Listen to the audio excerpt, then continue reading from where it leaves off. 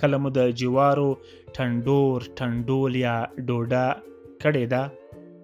د ځوانانو په زړه پورې میله چې هم خوند پکې وي او هم ټوکې ټکالې او خنداګانې. د ځوانانو لخوا لرګي راټولیږي او بیا د جوارو وږي یا غوټۍ د پوستکي سره پر بل اور ایښودل کیږي.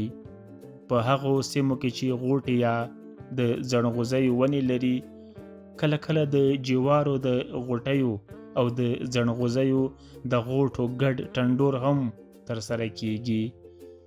د تازه ځنغوزیو خوړل بیا بیله مزه او ذایقه لري. د جوارو پخول په ښارونو کې هم خپل ځای پیدا کړی دی.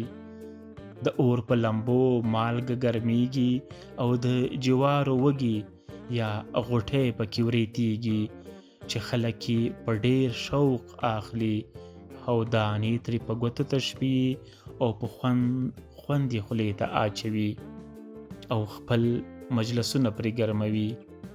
د وریتو جوارو ترڅنګ جوش کړي جوار هم د ښارونو په کوڅو او واټونو پلورل کیږي او پلورونکی د جوشک جواري نارې وهي چې د ماشومانو ترڅنګ یې لویان هم په پوره شوق اخلي او خوري یې.